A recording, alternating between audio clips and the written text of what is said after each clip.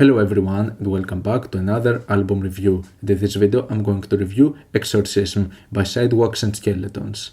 Sidewalks and Skeletons has become one of my favorite witch house projects over the years. I've ended up liking many of his works that he has put out in the past. In my opinion, he has a pretty consistent catalog with some really nice elements of witch house incorporated with a few other genres as well, which in my opinion makes for some nice executions, and so I was looking forward to this brand new release. In comparison with his previous and much more aggressive work Entity, in this one he ends up going into a more straightforward and standard approach of witch house for the most part, which is something that we've seen being his element with past releases, and I'm pretty fine with that. In my opinion, it still makes for some really solid stuff. While there is not something that much unique or different compared to other works that he has done in the past, I still ended up finding many enjoyable moments out of this album. Now, I think that I liked about this album in particular is that it actually ended up containing some of the tracks that were released in the 2020 compilation, which would basically consist all of the tracks that Sidewalks and Skeletons made in 2020,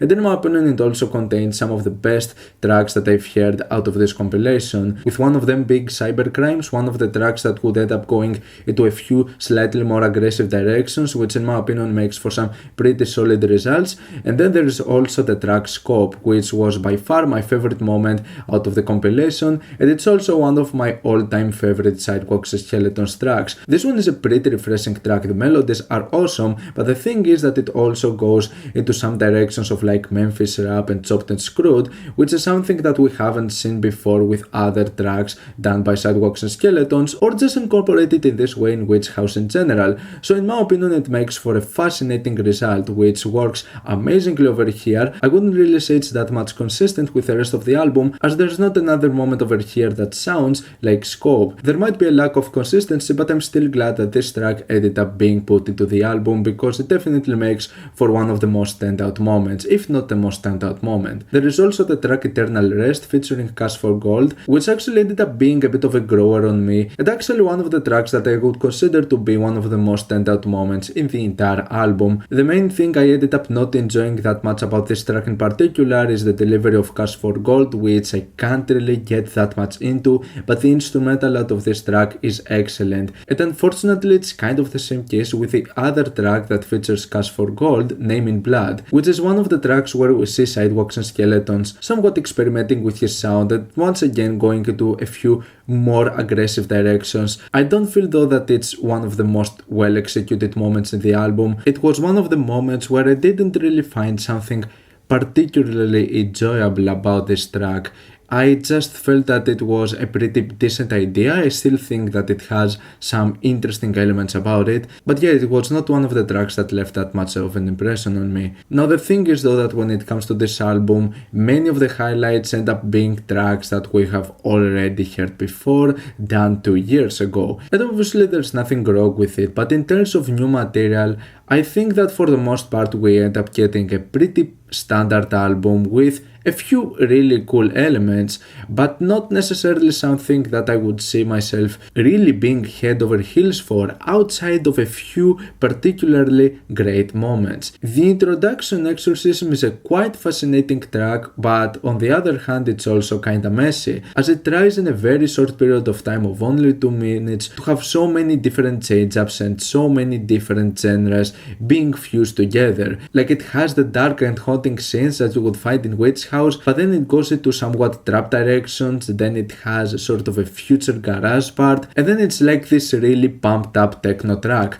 I like the aggression and the energy out of this track, but it was slightly overwhelming. There was too much going on, and I would just simply like for some of those ideas to see them extend further, because the track ends up being really short and I feel that it was a bit of a lost potential in some cases. I was looking forward to the track Shadow featuring Gumande, and I would say that this is definitely one of the most interesting moments of the album. This track in particular gave me strong Crystal Castles vibes, especially with the 8-bit aesthetics, the beats, and also Gumande's vocals in this track really gave me the impression that I was listening to an early Crystal Castles song, which was also done really nice. In terms of what this track was aiming for, this was definitely spot on. In terms of some new material, Awakening was definitely one of the biggest highlights for me. There's nothing particularly different or unique about this track, I just feel that it's a really well executed and well done witch house song that has the atmosphere, has the aesthetics, it has some really awesome melodies, it's beautiful, and yeah, it has many of the elements that make the sound of witch house so appealing to me. Euthanasia Days is another interesting moment in this album. This one ends up being one of the most soothing and most beautiful tracks out of the album. I believe that the melodies are really solid and the overall idea is quite good. The track Holy was somewhat lost potential for me, as this is a pretty short track that I would just like to see it being extended further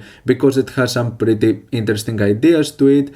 I just feel that it's a bit short and I would just like to see this track being a bit longer because I really do think that it had more to offer. Still, for what it is, it's a pretty okay track. Then there is this short interlude, Struck by Lightning, which mostly gives this dark, haunting, horror vibes, which I think it's okay, but it only serves as a kinda nice transition to the next track, Scope, and after this we get into what I would consider the final highlight of this album, being the track Eclipse. One of the best moments in regards to just creating a really beautiful and powerful witch house track. Beyond that point though, when it comes to the final tracks, I don't think that it offers some of its strongest moments. I think that the track Nowhere is a pretty intriguing track in terms of having some quite nice melodies, although it ends up being kinda long and somewhat repetitive at times. And there is the track Outer Boy, which for me feels like a pretty average witch house song. I think that in terms of sounds and ideas, it's definitely not one of the tracks that I would consider the strongest in the mix.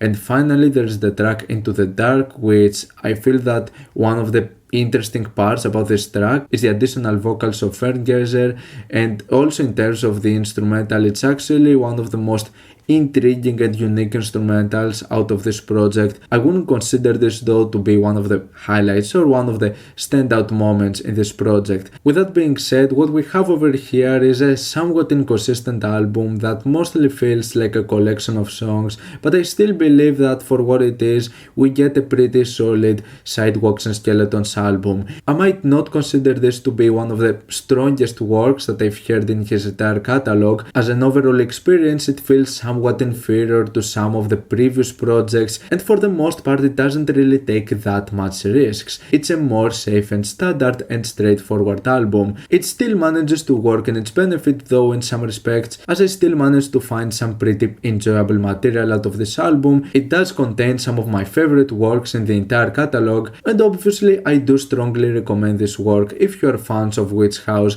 and you are familiar with the sound of Sidewalks and Skeletons, have enjoyed some of his works in the past.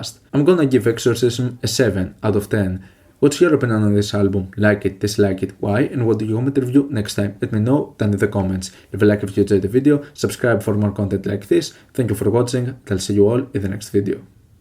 Goodbye.